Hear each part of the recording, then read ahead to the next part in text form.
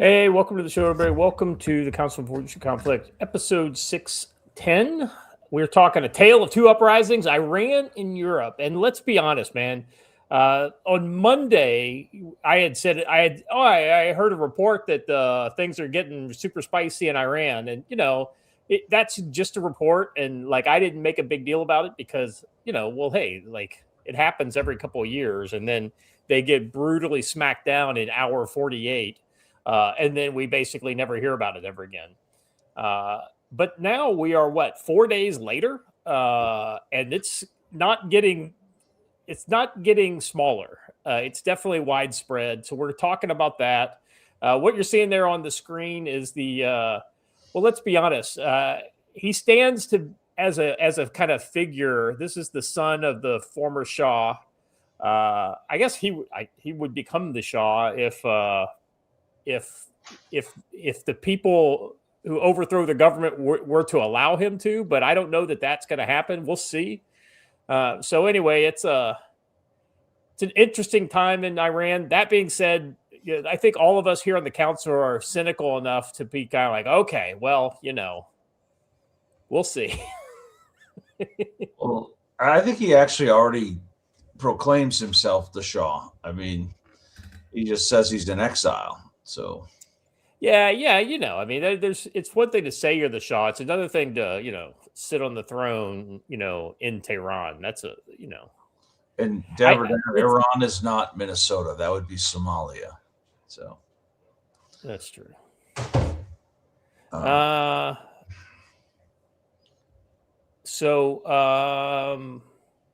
Gentlemen, how are we doing today? Oh, and let me real quick. The other preface is the Europe piece, and so I don't know if you guys. We reported when we did the show the other day that there was some action going on with fireworks and firework battles with the police and things like that. Well, evidently those spiraled out of control and for the last day have been spreading. The last reports I've got are Germany, France, Belgium, Netherlands, and Italy, and then also some video coming out of Portugal, but it's way more tame in Portugal, and it's being they're saying it's gypsies in Portugal. So I mean, it's like you never know with the gypsies. So it's been a spicy week, guys. it's almost like there's a worldwide war between Islam and the rest of the world, but that couldn't be it. Shocking. Well, good news is our girl Georgia Maloney will set us straight on why that is here later in the show. So anyway, hey, how was the New Year's? Everything copacetic? Your first day of the new year? It's good, and as we move into the new year, I will be consulting my two advisors, Timon and Pumbaa, to help get me through and make my important decisions. So, good stuff. Good stuff. Yeah. And Diatica's right. And somehow Poland is just fine. Yeah, it's crazy. I wonder what could possibly be the difference. I wonder. It hasn't been a bad time in the Swan Valley. We got a bunch of guys all signed up for a winter fieldcraft next weekend. It's going to be good. We're praying for snow. Yeah, we need a little bit of snow to make that work. But all is good. Been an enjoyable first 48 hours of the new year. So, Watcher, how you doing? Oh, Scott, it's been a very interesting 72 hours for me in that I am now watching basically the mass of the American male go through what I went through in roughly 2012 after getting out of the Marine Corps and realizing that all my friends were communists and that this was where we were going to end up. It's been a very, very odd, gratifying, yet also very frustrating 72 hours for me. But it's been very interesting to notice that the attitude coming into the new year very quickly sobered up and got into a very serious, oh shit, we're gonna have to do something attitude. It's a good sign in my opinion. Yeah, I think there's a lot of people that are, I'm mad as hell and I'm not going to take it anymore. There's a lot of that going around. Now, let's just say what that translates into, right? Yeah. What does that translate into in an action thing? If it translates into donating even more money to the GOP, you are wrong. Yeah. You want to donate your money to somebody? The GOA. That's who I would. I do think there is one swift call. Interestingly, and I almost wonder if maybe a certain person who decides what stories make it to and or don't make it to social media might have something to do with the timing of this.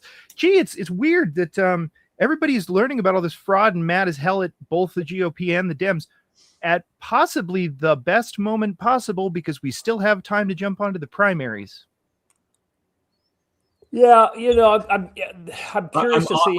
I am buoyed by your faith in elections. Oh no, I don't think it's a faith in elections, year, but challenging people makes them nervous. Challenging people makes things happen. I'm not saying it's going to be the end. Are already cast. Well, look, man, I know we revealed in the last 12 months about election integrity and all of that should tell you that that's not really going to do anything.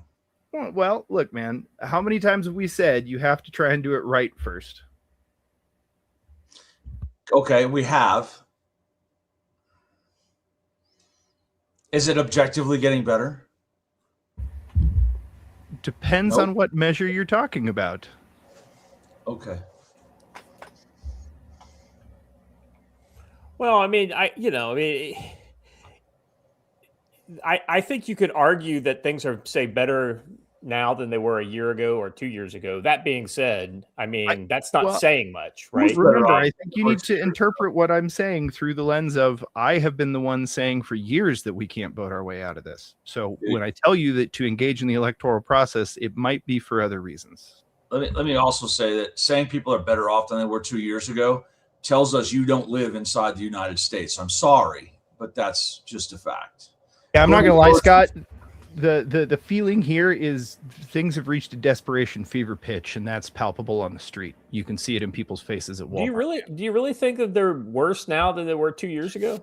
Dude, a pound of ground beef is almost $10. Yes. Wow. Yes. The inflation slowed. That didn't mean it stopped. Yeah.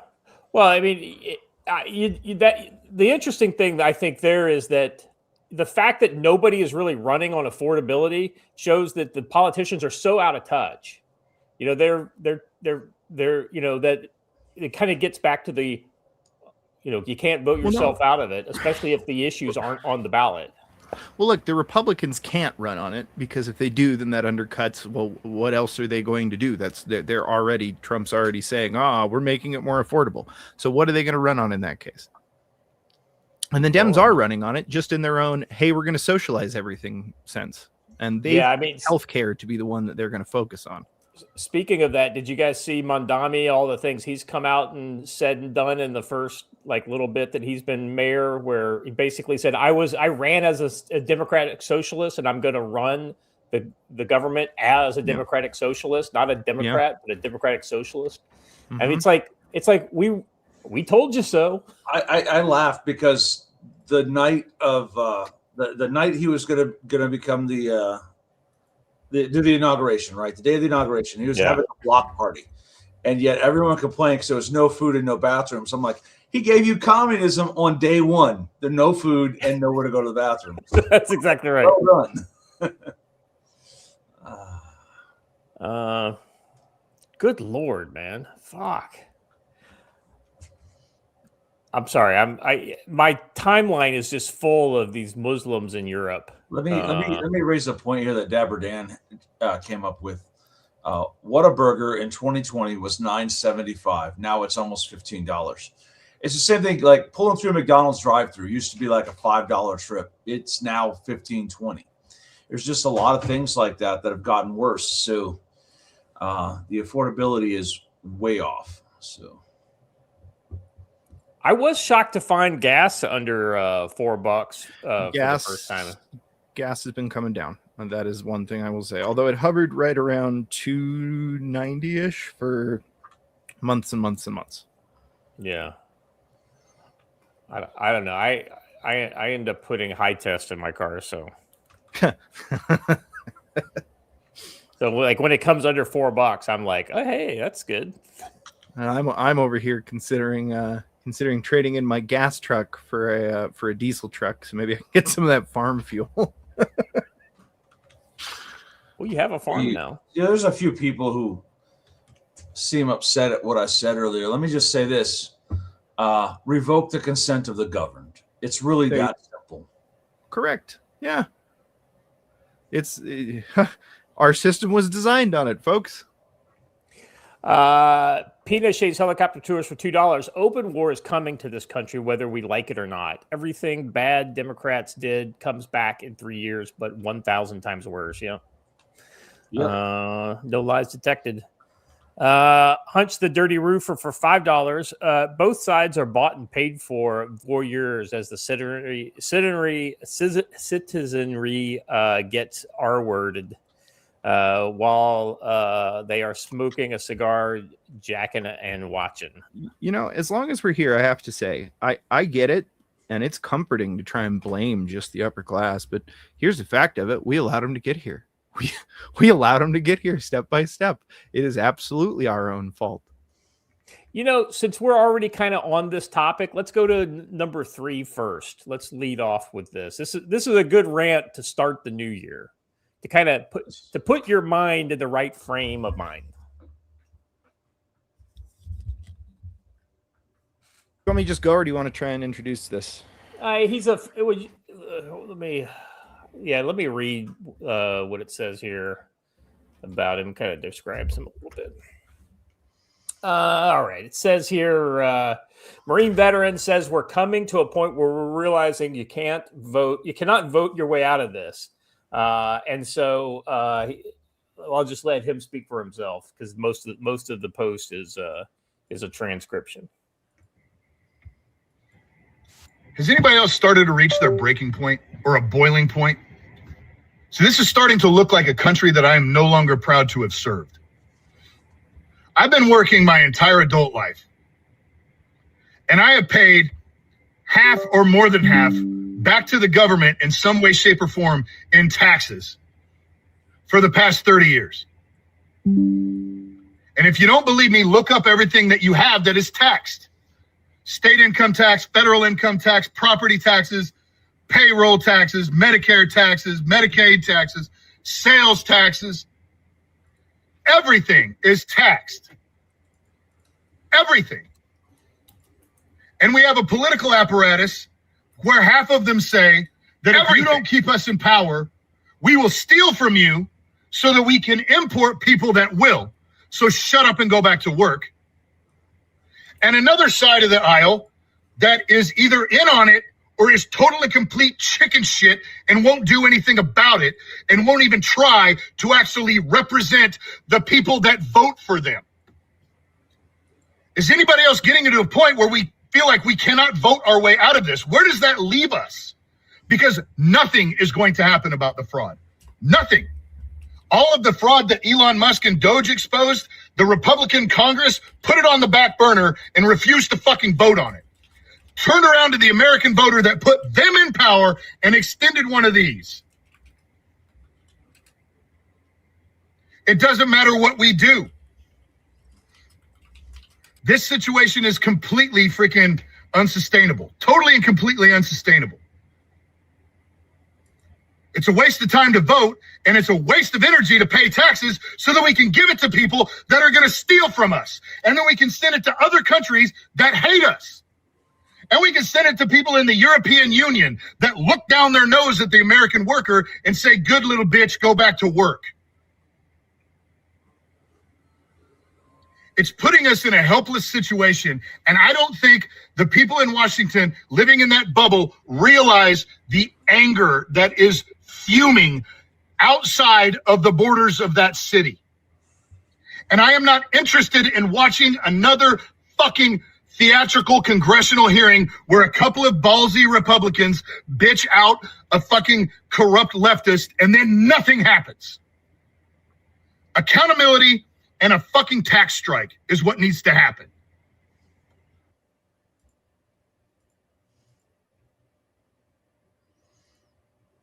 We can't hear you.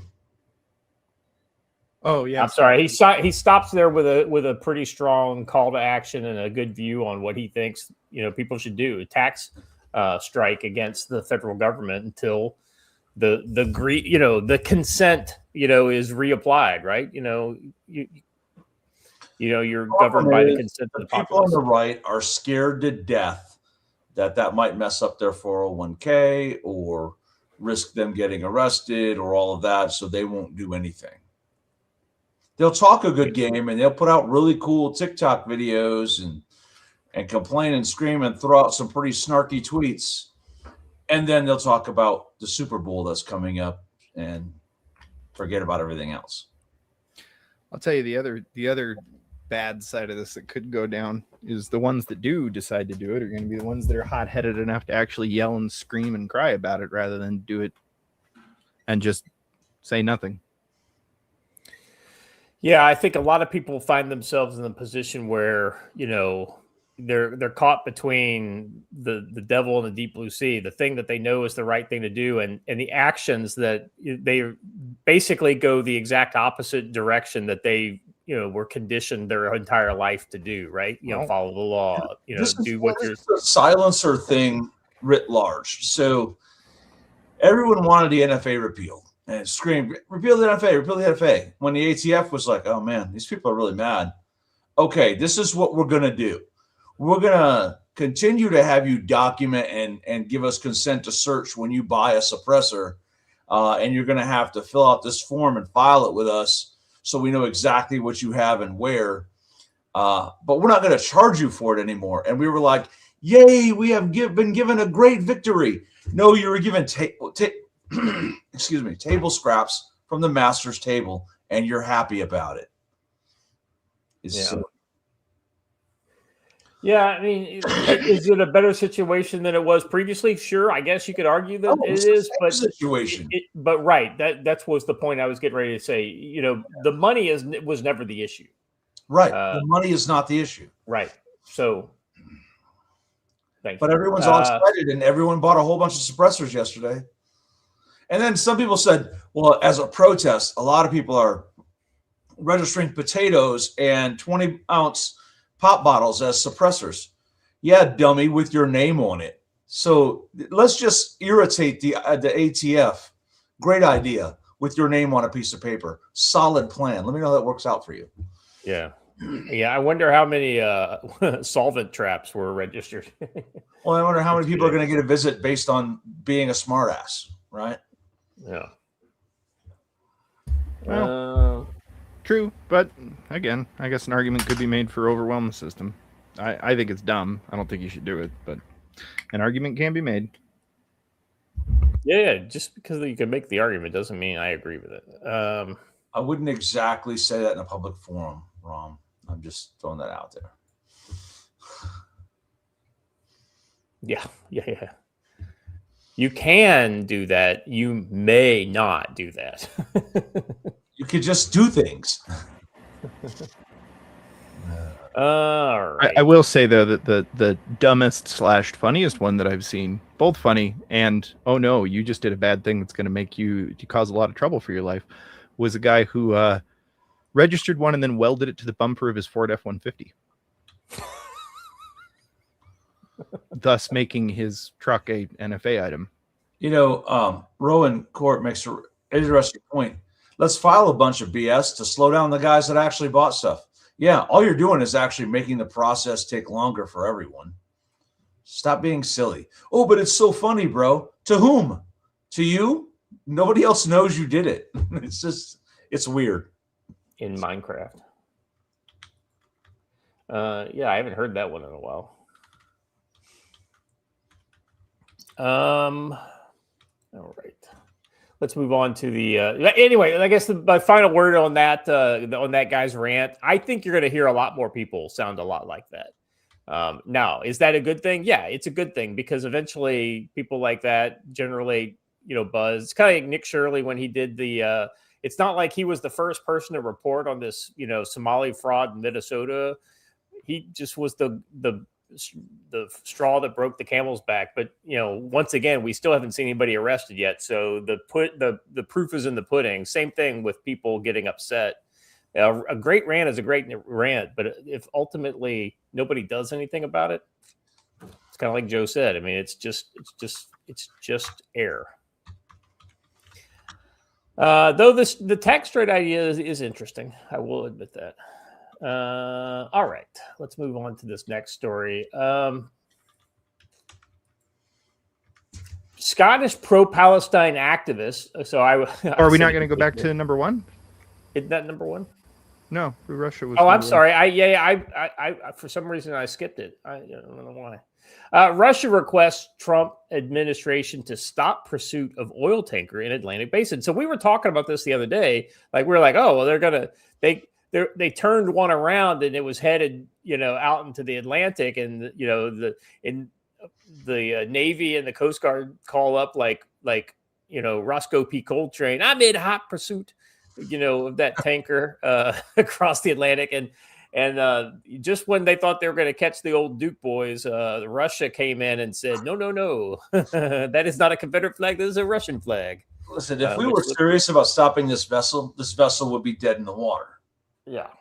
They would have disabled it, and then they would just tow it back. That's what they would have done. But I get the feeling there's probably some behind the scenes wheeling and dealing going on this one. So we'll see what the ultimate disposition is. But ultimately, Russia has basically stepped in and said, "Hey, we're flagging this one in Russia, and yada yada yada." Which tells you exactly who it really belongs to, right? I thought that was kind of ironic. U.S. State Department received a request from Russia on New Year's Eve to stop pursuing an oil tanker in the Atlantic Basin linked to the dark fleet network that ships Venezuelan crude, according to New York Times report, citing sources familiar with the matter. And so here's a picture of it. You can see that on the screen. Late Wednesday evening, the State Department and the White House Homeland Security Council received a request from Russia to halt the Bella 1 tanker, which is now flying a Russian flag after the crew painted it on the hull. Bella 1 has evaded the U.S. Coast Guard boarding attempts for 10 days after refusing to comply with an interception order near Venezuela on the 21st. The crux of the issue is the Trump administration views the tanker as stateless because it was flying a false flag when the Coast Guard first approached it. New York Times noted, in the days since, the ship has tried to claim protection of Russia, with its crew painting a Russian flag on the side and radioing the Coast Guard saying that they are sailing under Russian authority. The Bella 1 recently appeared in Russia's official register of ships under a new name, the Marinera. No, it's Marinera. Marinera. There we go. I was like Marinera. That is not how I would. Anyway, with a home port of Sochi on the Black Sea, although securing Russian protection may be a long shot for Bella 1 under international law, Russia's diplomatic intervention could complicate U.S. efforts to seize the tanker, which stems from an ongoing conflict with Venezuela. Let's see, a former sanctions compliance officer at the Treasury Department said earlier this week it was unclear whether Russia's provisions of an overnight red flag registration would prove valid. There's an exception in Article 92 to re-register. And there it is, the Register of Ships online database there.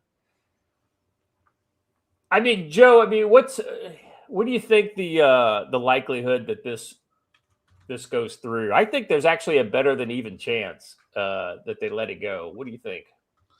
I think we're probably just going to let it go. We're going to follow it around for a few more days just to say, I know, whatever. And then we will just let it go. Yeah. Well, I mean, this just kind of goes to show you how interlinked all these kind of bad actors are in the world. You got Russia and China are the kind of the double heads of the dragon, right? With Iran, North Korea, Venezuela, Syria was part of that. Then they fell apart, and then you've got Iran and all their proxies. And then you've got various other kind of secondary countries in the world like South Africa, Brazil, Colombia. These are all Marxist leftist, states by other names that, look to China and Russia for various different handouts and opportunities that, they're just not getting in the West. Anything else on this ship, gentlemen? Nothing heard. Watcher, yeah. Go ahead. No, I was just gonna say I don't know what else to say on it other than yeah. I mean, I think it's fairly straightforward. Now, speaking of people who need to be stopped, Scottish pro-Palestinian activists vandalized an Edinburgh area factory linked to the F-35 program in the first hours of 2026. First of all, the phrase "Scottish pro-Palestinian activists" is a ludicrous thing to come out of anyone's mouth. I'm just throwing that out. It is what it is. There are even some dummies in Scotland. Let's see. There's only one. I'm just trying to. Oh, I just was reading the spray painting he did on this big CNC machine. The pro-Palestinian group broke into Brunton's Aero Products facility in Musselburgh,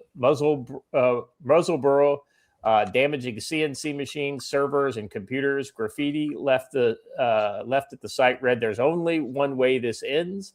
The group said Brunton's was targeted for supplying Leonardo, which produces laser targeting systems for the F-35 jets and military equipment used by Israel. Oh, they're right that there's only one way this ends, but it's not the way they're thinking. The way this ends is we say, hey, the UK is obviously not willing to take the security measures necessary to be a part of the F-35 program, and we remove them from the F-35 program. Yep. I mean, you'd think that there would be some standards here, but, some security standards. Joe, I mean, this is like one of those kind of things that's basic security for, for a company involved in military production of any kind, right? Yeah, I can't believe that they didn't have any sort of on-site security or even an alarm system, right? It is my conjecture that they did, and they deactivate it because this is actually this is not private action. I think this is government action. I understand this, but there's the two words: line supervision. That means the minute you cut my alarm, the alarm goes off. I can't believe that they didn't have that here. So. Yeah, or down for maintenance. So yeah, this is just. I think this is the kind of thing we're gonna see more of this before we see less. I think this is exactly the kind of. I think you'll find Antifa trying to do this in various places in America. I will say I have a little better confidence in the security measures taken by companies involved in the military-industrial complex in America. That being said, there's always opportunities for people to cause fucking trouble. What's the old saying? Locks keep honest people honest. Yeah. Well, Joe, it's official. It looks like Stormy will not be showing up at your winter survival course next week. I loathe the snow. Okay. I didn't know it was a. Who's all getting snow? I just was commenting on something a long time viewer. Yeah, I'd love to hear from the chat. If you guys want to pipe in, who's getting snow today? Because I'm mostly just getting a sad Eeyore-like cold drizzle. Yeah, we've gotten no snow. We got some like dusting, but it wasn't even like I never even saw any accumulation. So it's been a snowless year. 2025 was a snowless year this winter, but we'll see. Maybe we'll get something. Korea's not a big snow place. You would think it might be, but it gets cold, but it's fairly dry in the winter. It is, well, I mean, you wouldn't know for sure, but I assume North Korea is where Korea gets most of its snow.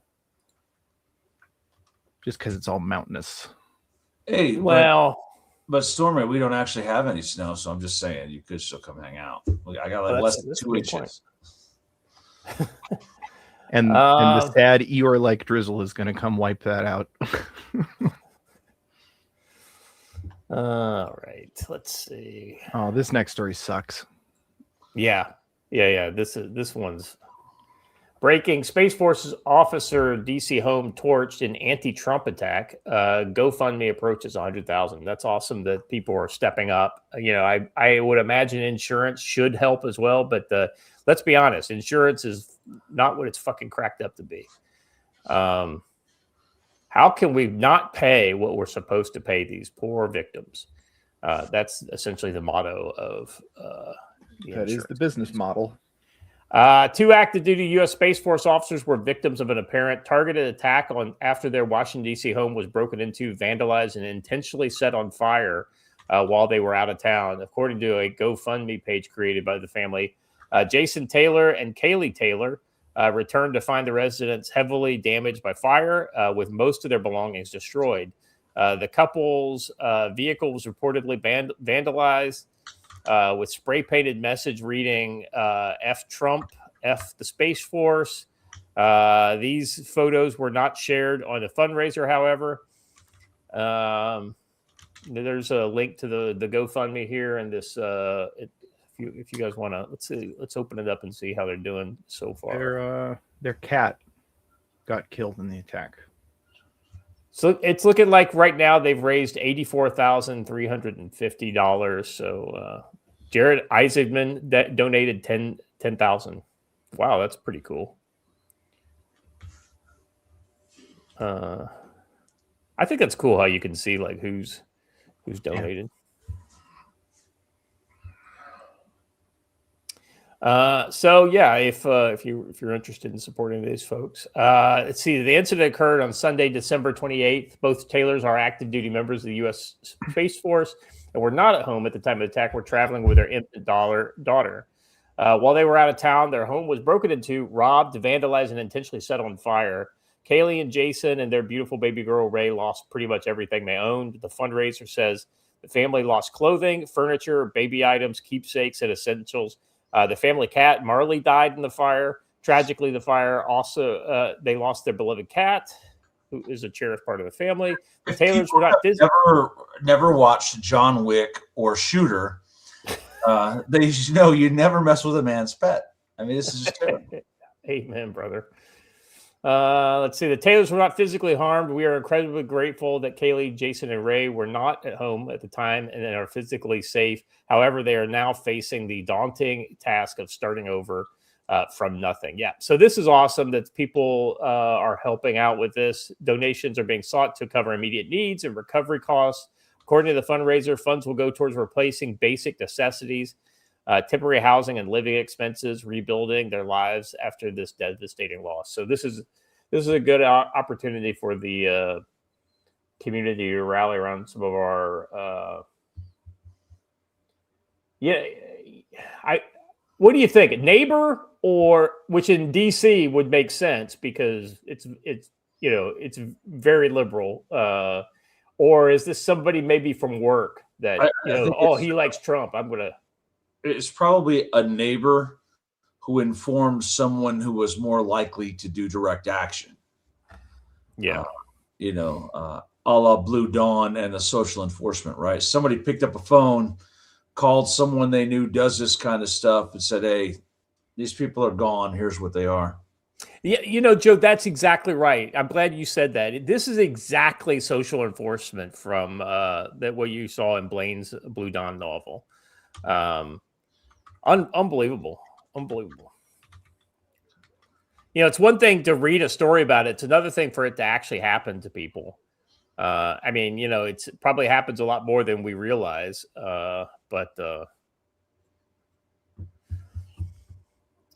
Yep. You guys got anything else on this one? No, it's just the lesson here for everyone is to pay attention. There are people who are willing to pick up the phone and report your activities to others. Yeah, that's a great point. A little OPSEC even in your opinions. Bumper stickers are a great example of ways to kind of tip your hat on the way you think about things. So be aware of that. Yeah, it's like a guy who's got like a Glock and a SIG sticker and a Second Amendment sticker, can't figure out why his car keeps getting broken into.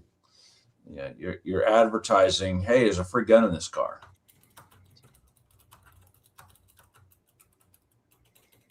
Watcher, any thoughts? Yes, the same thought I had when we started this, which is you're already in a civil war. It's already happening. Stop saying when it comes or any of that. You're already in it. What are you doing? That's what you would be doing during a civil war because you're in one right now. Yeah. Yeah, it's literally the scene from Pirates of the Caribbean. You're in one. Yeah, nobody seems to get it though because everybody's still waiting for something to happen. Well, Joe, the funny thing, I was contemplating, it kind of goes back to the things that we've talked about a lot on this show. I was contemplating some of the stories to put in, and there was the whole like UAE versus Saudi Arabia thing we talked about the other day, and like it's almost like there are a series of small local civil wars going on everywhere in the world all of a sudden. Where have I heard this before? This doesn't fit anywhere, but it just got tossed to me and it's relevant, and I think you guys will like it. Just very brief, a little bit of eye candy. This is somebody's new homemade experimental anti-drone targeting system. It's pretty cool, I'm not going to lie.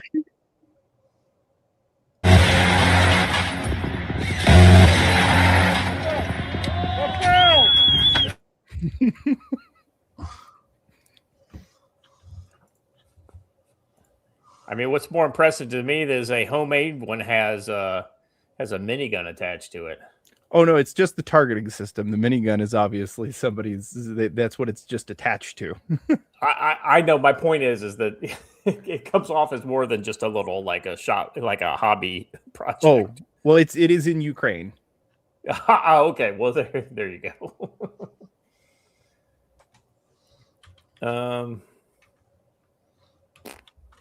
I've heard, Watcher, the Crows systems, right? That they have on like Humvees and MRAPs and things like this.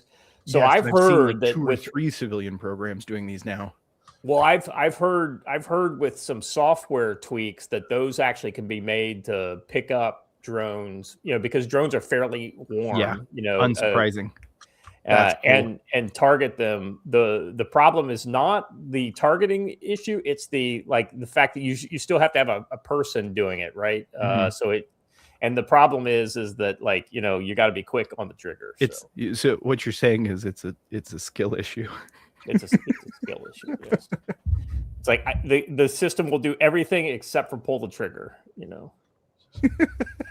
That's hilarious.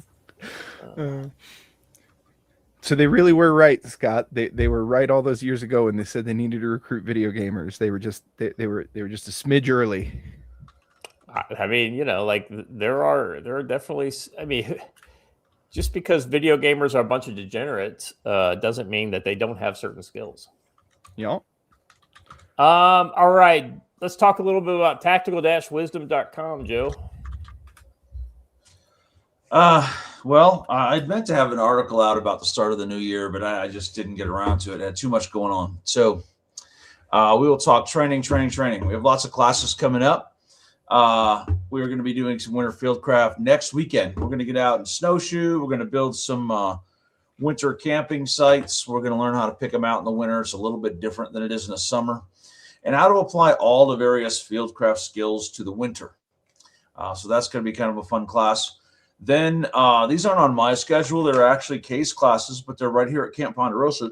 Excuse me, the 15th and 16th of January, we're going to be running Ground Rod 1, which is digital privacy and security and how to secure your phone, computer, laptop, tablet, all that electronic stuff to stop bleeding identity data out into the ether. And then on the 17th and 18th, he's going to be doing Gunfighter Concepts Pistol here, which is a great class. Get registered to come on out here and be one of the first people to use our new pistol ranges at Camp Ponderosa that we built behind the wastewater treatment plant. I don't recommend going for a swim afterward, at least not in the first pool. But but it'll be fun. After that, we do Combatives Weekend here, where we talk about all things self-defense, from unarmed all the way up through bayonets, and having a good time with that. So we have a lot of things happening there. Sign up over at Tactical Wisdom for the free blog posts that come out once or twice a week. And then sign up over at Locals, tacticalwisdom.locals.com, for more exclusive content, some training videos, more reviews, great studies of books on small unit tactics and things like that. So good stuff. Very cool. Very cool. Let me pull up my brush beater ad for today. All right. So tonight we're tracking the ongoing Iranian uprisings, shaking the regime, and fresh waves of European uprisings pushing back against the establishment. From Tehran streets to EU capitals, the people are rising, sometimes for the wrong reasons, let's be honest. So enter our sponsor, Brush Beater Store, led by NC Scout, with Kyber Optics to give you the front line vision that... excuse me. The frontline vision when the uprisings hit close to home. In a season of revolts and regime cracks, Kyber Optics from Brush Beater Store lets you see the sparks before they ignite. The Kyber Optics PVS-14 monocular, Generation 2 Plus, white phosphor, elite Japanese glass, lifetime, you break it, we replace it warranty, dominates the dark. For monitoring protests or prepping for spillover chaos. Stay agile with the Skull Crusher head mount for tireless helmet-free observation amidst daylight demonstrations, turning kinetic. Kyber Optics MDO drops a closed emitter red dot with shake awake and 50,000 hour battery life. Swift and sure for crowd dynamics and defensive needs. And survey the bigger picture as the uprising spreads with the Kyber Optic 1x6 power LPVO. Offers seamless variable magnification with rugged etched reticles built to track the tide from the street level to the skyline. Witness the power in the dark room at Brush Beater's Yanceyville, North Carolina showroom, or gear up at the brushbeater.store/collection/optics. Use code CFC10 for 5% off all Kyber Optics, night vision, radios, or training. Orders over $100 ship for free. Big thanks to Matt at Brush Beater Store for fueling the Council on Future Conflict. Visit brushbeater.store, enter code CFC10, and keep your eyes on the uprising. You know, Joe, I have not had a chance to get my hands on these optics yet, but based on your evaluations, would you feel good going into a situation where like an urban fight or an urban uprising armed with Kyber optics? Absolutely. I'm going to tell you this right now. That 1 to 10 LVPO cannot be beat. That's a fantastic optic. Yeah. I was actually out using mine just the other day. It is legit. And I'll tell you what, I put the clip-on Rattler thermal in front of it out looking for coyotes the other night. Mm-hmm. Great. Just a great combo. And I will tell you this, the 3 to 18 by 50 medium power scope he has is probably the best hunting scope I've ever used. They are fantastic optics. He actually refused to cut corners on a couple of things and raised his own costs to come up with a good quality product. These are outstanding. Yeah, I was really impressed by kind of the behind the scenes stuff that they had to do to kind of get the quality at that price point. And it's, and the people who make these, make a lot of other much more expensive optics and things like this. So it's very cool to get these in the hands of the people in the chat. So. You could sell these for twice the price, but doesn't. So that's not who Matt is. Matt is, he's the kind of guy who wants to give. I mean, it's like his classes, right? If a lot of other places, these classes that Matt offers, same with Joe, triple the price. Let me sing his praises a little bit. There's a lot of guys in the chat who have met him. You've met him. Watchers met him. The other day when that whole battle was going on Twitter with me, him, and Haley, in our private chat, he was very, very frustrated. And I reminded him of a conversation he had with me once. And this is his whole attitude. One day when I was frustrated down at a class, he pulled me aside. He goes, "Hey, man, this isn't about you and me. It's about all those people out there we're arming with skills, knowledge, and tools to be able to stand up for themselves when the time comes. Yeah. And so I reminded him of that when he was feeling frustrated, and he was like, "Man, that's why we're homies." And he really feels that way, right? He's going to make some money, yes, because he has to pay the bills, but he's also going to make sure that he's getting the best value for his customers in order to get out there and actually get people trained, armed, and equipped. And that's the great thing about him. And Raging Psychosis, yeah, I was the tester of the PDO. I have one here. It is a fantastic optic. I had the only one until a couple weeks ago, but it is a great optic. I just want it to actually come in green. So, and doesn't he have like a 1x3 power one? Like a little 3x30. No, I was talking about the short one. It's like really, it The looks Gembia like is a 3x30. It's a 3x30. Oh, okay. Yeah. I believe Hunch has one. I don't have that one yet. Yeah. For the last ad, buy Chimkins, chirpingtreefarmstore.com. Buy Chimkins. Yes, there's other products that I've been supposed to put up on the store. I've been sick. Sorry. Buy Chimkins. Put the link in the chat if you would, please. Well done, Kaiser John. It is a 1 centimeter, not a 10 millimeter. I'm sorry. Well, and Kaiser John needs to be praised. Thank you for reminding me. Kaiser John, I received something in the mail. Joe, you no longer have to forward me anything. I am. I haven't opened it yet. I'll post pictures and proper thank yous when I find where my kids put the package. All right. All righty here. So let's get into Iran. A lot of stuff to talk about with Iran. So bottom line, here's my just honest take. I am not hopeful, but I am also observant that this is different than what we've seen in the past. There is something it's both different in the scope. It's also different in just how it feels to me. It's easy to kind of get swept up in the opinion of the kind of the Persian dissident community. They're very hopeful. They're very positive. But for me, I looked at the context, right? The Israelis definitely are motivated to see this regime fall. Trump has come out publicly and stated that he supports the protesters and is threatening the Iranian regime if they start, murdering them in job lots. Vibes based. Yeah. Hey man, you gotta, a lot of times it's gut feeling on this kind of stuff, right? When you read a bunch of stories and it's kind of, it comes down to like, what's your gut feeling on this stuff? And so for me, I'm not there. I'm not to the point where I'm like super hopeful or anything like that.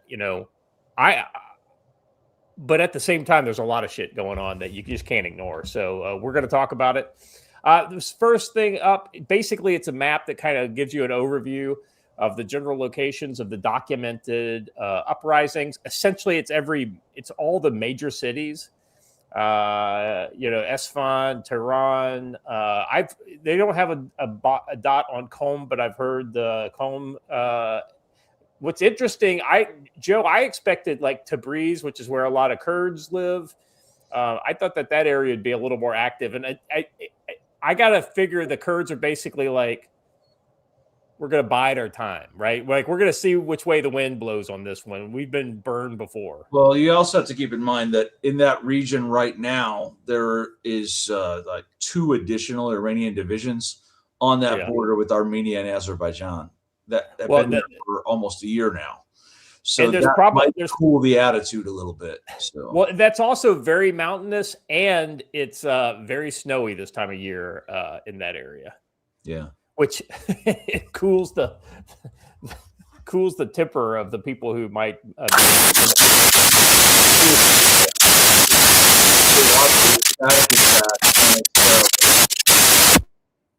What's that? It was doing that when he and I first got in the green room earlier too. So yeah, Watcher, you're gonna have to like maybe disconnect and reconnect, maybe. But it sounds like it's a mic input. I thought you were on fire there for a second. Yeah. There you go. Yeah. Well, what I was going to say is, if you think it slows down protests in the West, where we have all these, parkas and synthetic fibers and all that kind of stuff, wait till you see what it looks like when you're stuck with all natural fiber that's grown in Iran. Iranian security forces used a water cannon against protesters in Hamadan. Protesters in Iran continue to expand geographically for the fourth consecutive day. Okay, so this is day 4. We're on day 6 now. So it has continued to spread. Iranian security forces shot live fire at protesters in Fars province and Kundash, Loristan province. And then basically these are only ones that were shown up till December 28th. So in the last 2 days, we've gotten a spread of these. And some new things have kind of come out. Let's just kind of go. The first is basically we'll do a zero hedge story that just came out. This is dated today, so it's got some fairly up to date information. But then we'll go through a lot of the videos from the last 48 hours or so. Reuters and other international outlets have reported several people killed amidst unrest in Iran overnight on Thursday, as large-scale economic-driven protests have swept multiple cities, reached the 5th consecutive day. The semi-official Fars news agency and rights group Hingal reports death in Lordagan, a city in the western Iran. Reuters writes, authorities confirmed one death as the western city of Kundash, and Hingal reported another death in the central province of Isfahan. At least one amongst the dead was reported a government security forces member. Demonstrators clashed with the police amidst some reports of possible live fire being used to quell the unrest. A member of Iran's security forces was killed during the 4th day of protests in the country, which has been sparked by a currency collapse, officials said, citing regional chief justice. Joe, what's funny is you can mess with my freedoms, but don't fuck with my money. You want to piss people off, have a currency collapse happen, and then not basically do anything for them. Let's see. Citing the, it added that, stating that more police and security members were injured, mostly as a result of stone throwing. He said that he is said to be a member of the Bashi, a paramilitary force linked to the IRGC, which includes local Bashi members, which have been observed supporting local police forces as typical whenever major anti-government protests flare up. Footage verified by BBC Persian appears to show security forces firing on protesters in the city on the same day, but the government's counter-narrative was quickly emerged, with the state-linked Fars news agency citing an uninformed source to say armed protesters have stirred up anti-police violence. Footage shows protesters tearing down a government gate in southern Iran, business shut, universities closed, offices locked. There's been reports of the rioters burning down several police stations, like ministry buildings, also mosques. That was the thing that was really interesting to me. They were targeting both religious schools and mosques themselves. Let's see. We got a little video here, Watcher, if you want to play that. What started Sunday as shopkeepers in a prominent Tehran market shuttering their doors in protest of the collapsing currency and soaring prices has now spread to youth and universities. Schools and public buildings have been closed across the country on Thursday in order to control the spread of protests. That's widely been reported as a last-minute, possibly desperate decision of the central government. After crowds have sought to break into government buildings, for example, groups broke the gate of the governor's office in the city of Fasa, the southern province of Fars.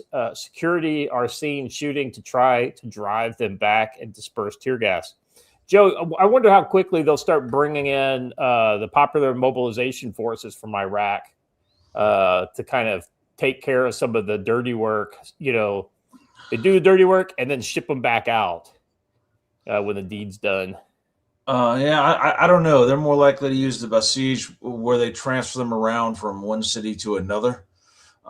So they don't have local sympathies. But I don't know. But the smoke in that one video was pretty interesting. It was black and very low, which signifies an awful lot of man-made structures burning. So yeah, right there. So fairly interesting, as the snow is falling in that video, by the way. So maybe that was ash, but potentially snow. I don't know. So that would have been on the 5th day of the protest. The economy's been hammered by 40% inflation and coming off the 12-day June war, which left the leadership and populace in a new state of angst, paranoia, and even despair. The country is on the back foot economically, militarily, and the nuclear program decimated after at least set by years.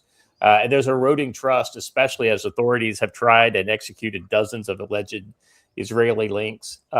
This is perhaps why President Pezeshkian has urged calm and taken the rare step of saying the government will listen to the legitimate demands of the protesters. Yeah, I think that moment is past. As with prior protests, including the so-called anti-hijab protests sparked by women, there's much that is hard to verify in terms of reporting, as activists outside the country seek to amplify hard to prove claims amid the fast-moving events on the ground. External actors, whether MEK, pre-79 monarchists, the U.S., or Israel, will no doubt seek to hijack this protest. There could be intelligence infiltration, but there is clear evidence of many chanting in some places, slogans calling for the overthrow of the government in Tehran. So, yeah, 100%, right? There are a lot of people who will be ready to kind of try to make hay while the sun is shining. I wouldn't be surprised if you didn't have a lot of Israeli infiltration operations go on during this, because this kind of confusion is perfect for that type of thing. Joe, Farsi Friday is brought to you by the Mossad. So Farsi Friday. Yeah, everyone in the chat was talking about Farsi Friday. So this is brought to you by the Mossad. But what's interesting is everyone shows these videos of the protests. Nobody ever shows the aftermath. For example, in the aftermath of the hijab protests, they didn't show you all the women hanging from cranes 3 days later. Once the government said, "Oh, all right, you had your video, there you are, but we know who you are, Fatima, and we're coming for you, and we're going to hang you from a crane," because that's what they do there. I like these people that were standing, dancing up and down in front of the burning IRGC thing. They might have won that day, but we'll see what happens in the coming weeks and how many of them are hanging from a crane.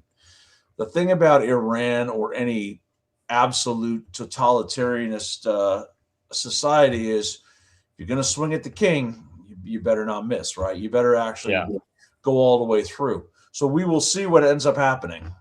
So, all right. Let's see. So this is interesting, right? There. So I guess this is a member. Let's see. During the funeral of the late Hossam Kodayari, his father publicly stated that the authorities attempted to present his son as a Bashi member. He said that this move was aimed at reframing the circumstance of his death. The statement has intensified public anger, with many Iranians saying it shows continued efforts to distort facts. So even these kind of, these are fairly ham-fisted attempts. I love the Boston jacket right there, by the way, right there in the middle, right? The Boston University. that'll probably get you killed in Iran. It's always so funny seeing random American logos and things like that. And I don't mean like the Nike logo. Puma hat. So yeah. But I mean, this is the kind of stuff they're doing to try to get the media initiative back on their side. That's one of the things they've really failed to do. That's the other thing too, Joe. I think one of the most valid criticisms against this whole thing is that Iran does a pretty good job of locking down information. And so, details are very sketchy, if you will. Now, I think some Starlinks have been smuggled in, or maybe even for sale over there. So you're probably having that as a kind of a lifeline to the West, but they do a pretty good job of throttling their internet. But the thing that I'm surprised by is how many videos have been getting out this time, because this is a lot more video than what you would normally see. Maybe that's a sign of the chaos that's going on. It's probably a sign of Mossad involvement, but what do I know? Right. Yeah. I do want to comment that it's not a very diverse crowd in Iran, and that should change. Yeah. I mean, come on. Yeah. Like, so these are definitely strength. Yeah. Diversity is our strength. So let's move on to the next one. So this is this is kind of proof that these crowds are not small. Like, these are not tiny crowds. Over 1 million people across all of Iran are in the streets at this point, but the Qatari bot accounts will tell you it's like 5 CIA agents. They think you're a stupid Westerner. And yeah, there is a lot of that kind of online bot kind of trolling going on. I spent some time yesterday listening to, what's the name of that channel? There's a YouTube channel. It's a pro kind of monarchist kind of take on all this stuff. 2C TV, right? Let me here. I'll share the. I'll put it in the private chat watcher so you can show it. Your mileage may vary on the credibility of the information on this. Like any slanted news information source, you have to be, you have to kind of watch it with a kind of a grain of salt. Is there a particular video or just? You could show maybe the they just streamed 2 minutes ago, so they just went off the air. So maybe just kind of. Just grab something from the beginning there to see the guys pitch a little bit. It's mostly just okay. Yeah, it's like a news program. I mean, it's a streaming news program. So this is the guy. I enjoyed it. I thought it was and I heard information that I was able to confirm at other places. So it's worth your time if you're interested. Let's just play a little bit. Islamic occupation of Iran. We're going to give you guys the latest update on what's happening inside the country. So I always kind of pick up on the language and the messaging people use in these kind of biased forums. The Islamist occupation of Iran. I mean, that's kind of rich, don't you think, Joe? But I mean, I guess I could see it. If you're a Western Persian, Islamists, are a thing. Yeah. It's not wrong. It's just a different way of looking at it. I'm having some problems with the microphone. That's why there was a 5-second delay. I'm not really sure what's going on here with this. Apologies if the people who have microphone sound quality is not the way it's supposed to be. It's yeah, I'm not sure. The actual microphone's not working for some reason. As we're going with the inbuilt microphone, it's fine. We're going to continue the situation. Let's talk about the ongoing. That's enough. Anyway, so yeah, a couple of you guys are tracking him. Yeah, he's his dad is still in house arrest. He's an Iranian dissident streamer. Yep. Yeah, a lot of. So it's just it's a good kind of alternate source. So I'd recommend if during this whole thing, people who have a lot of connections to that community will have information that guys like us just aren't plugged into. So interesting points of view there. I'll probably kind of monitoring that while this is going on, just to kind of to see what else is happening. Which one is this? Is this the next link in the chain? Oh, I guess I added another one that you missed. Oh, that's fine.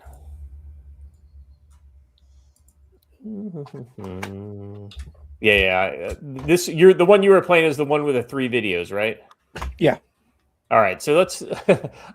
This gal is another Iranian dissident. She says, "Hi, retarded commies in the West. Iranians are revolting against your jihadist allies." Dissidents. Almost like people aren't happy with their government. It's almost like that, right, Joe? Unfortunately, they got, or maybe fortunately, got the fuck out of Dodge just in time.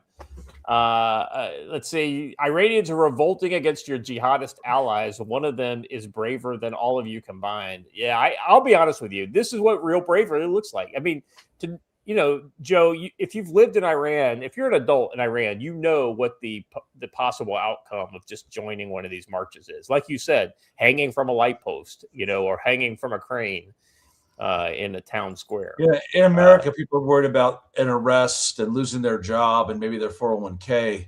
In Iran, they will just kill you. Yeah. No trial. It's not. You're just dead.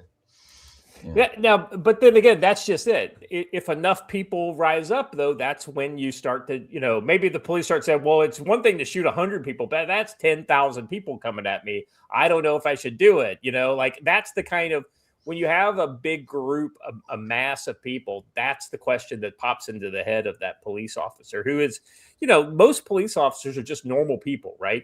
Until they have to do something like this. And then they either grow a set of balls and turn their back on people who are giving them illegal orders, or they follow the orders and they damn themselves. I mentioned it earlier in the week, but that's exactly what happened with Ceausescu, right? The first round, they opened fire. The next night, when there were even more people, the cops, they were like, nah, man, I'm not doing that. And that was the immediate downfall, right? Yeah. Yeah. Well, it like the fall of Syria, like the fall of Ceausescu, these kind of things have a way of taking a, like we can be as cynical as we want to be about, the likelihood of success for these folks. But ultimately, we could literally wake up tomorrow and find out that the Iranian regime has fallen.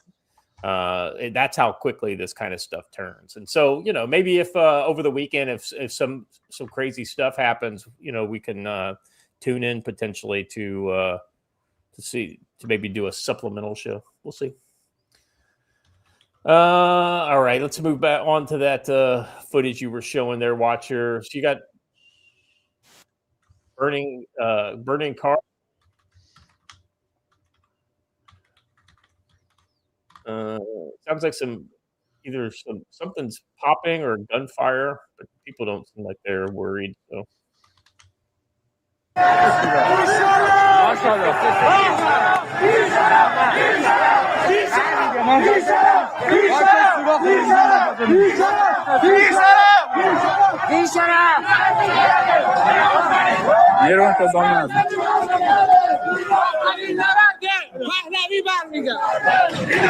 Move on to the next one. You've got the security forces kind of going by on motorbikes. Like getting the fuck out of Dodge is what it looks like. They use those motorbikes a lot. It enables them to swoop into a crowd, snatch somebody, and snatch out. The problem, though, with a motorbike, Joe, is you are more vulnerable than if you've got the old flying squad in a like an RV or something like that.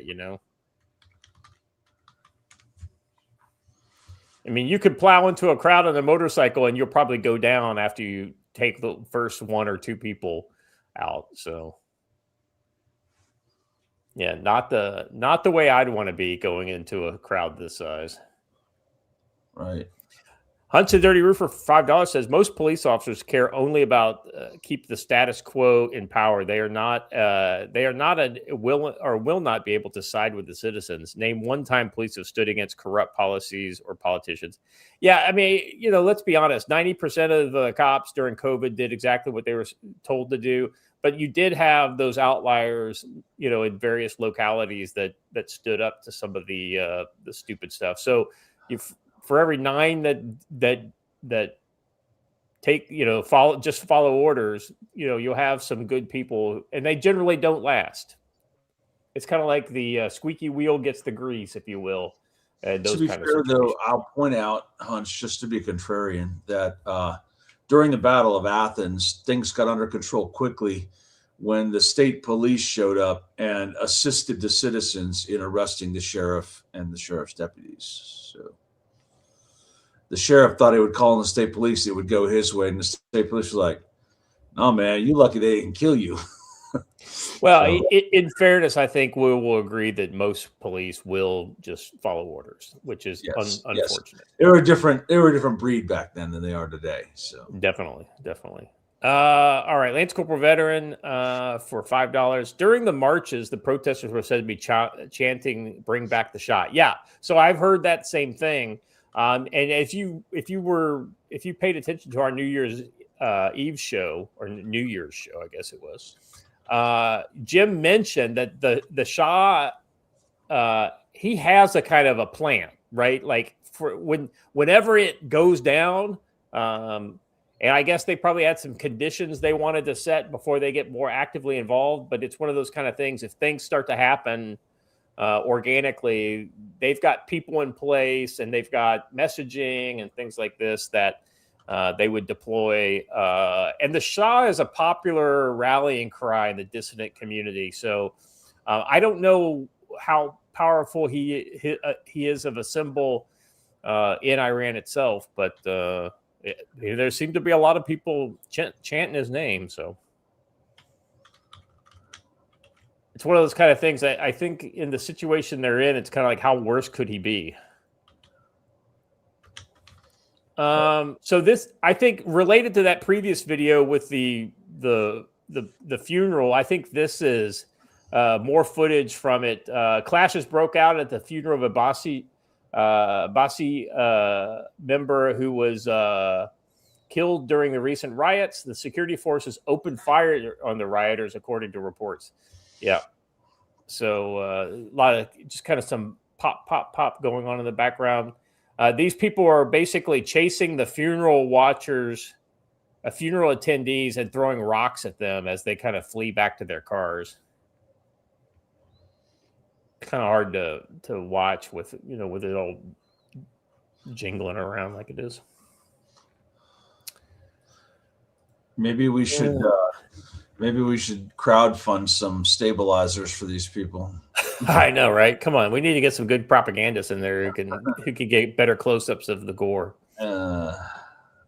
All right, this next one I found interesting because definitely there are weapons in the hands of people who are not on the side of the regime, as evidenced in this next clip.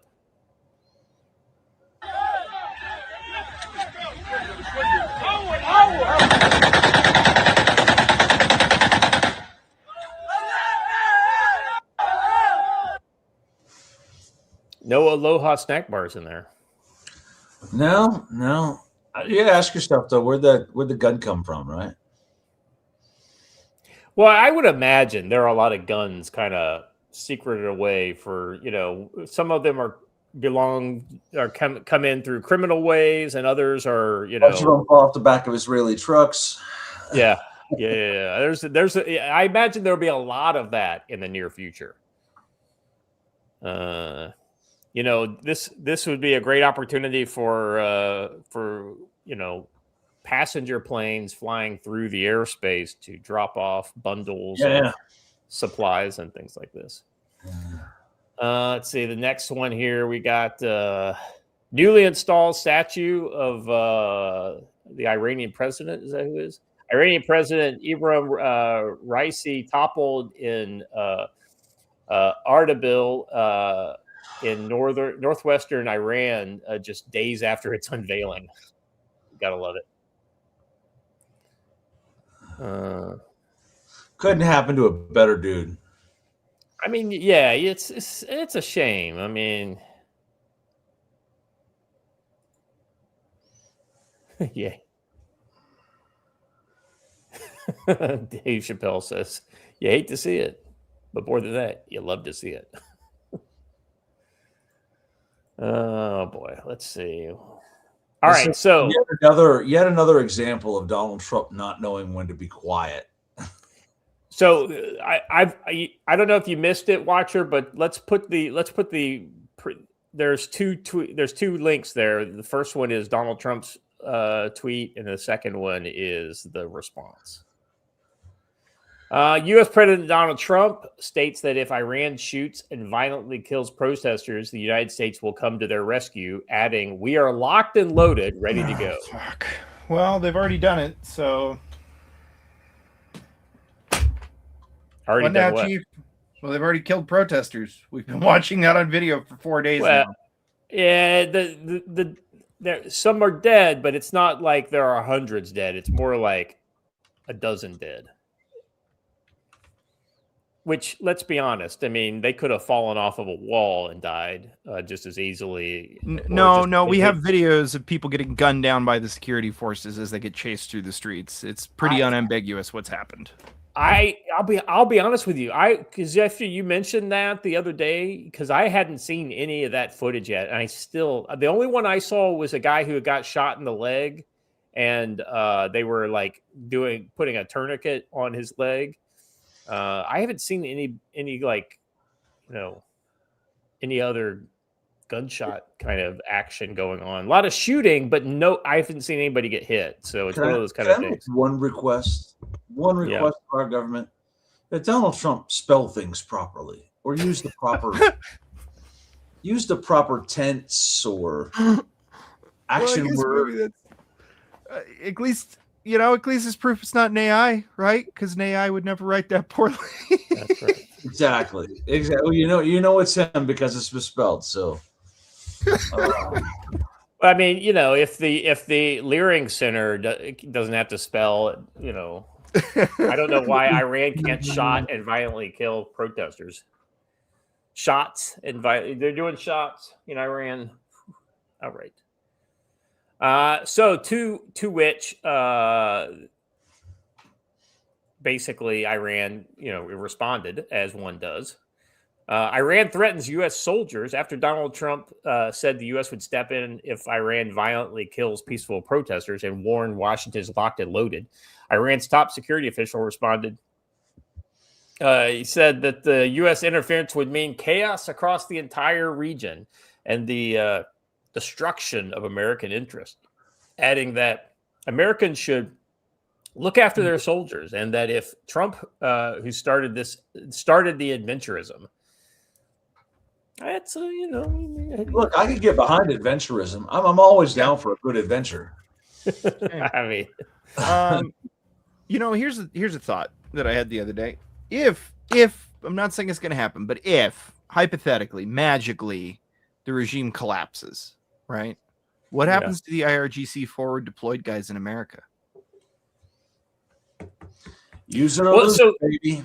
Well, right. So probably what happened to a lot of these Russian Soviet sleeper cells? They just like, my idea, he's been pretty good for the last 5 years. Why not just kind of keep on running my gas station? Yeah, it's like I kind of like it. And my wife is a fan of the Real Housewives of Beverly Hills. Okay, as funny as this dude is, he is gone. I have to say, I have not seen a more creative all caps than that in a long time. It was beautiful, but it had to go.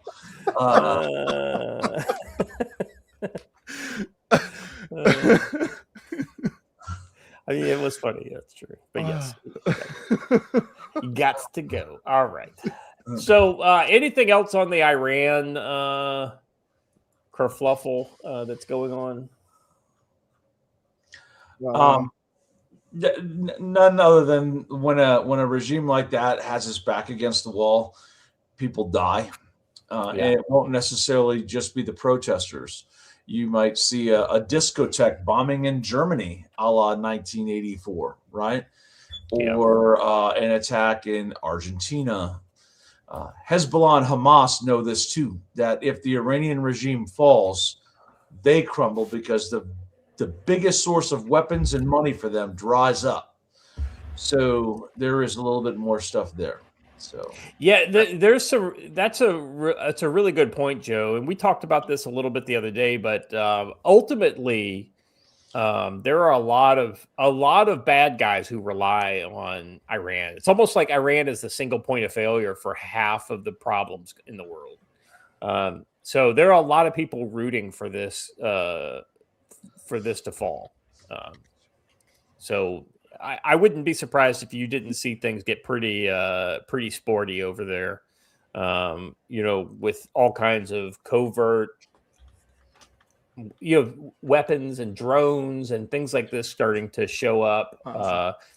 As care package and loot drops start coming in. I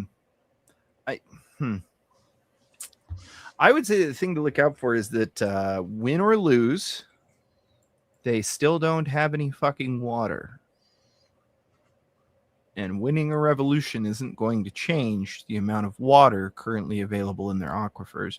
And I think Israel might be able to help with like enough water to keep people from physically dying.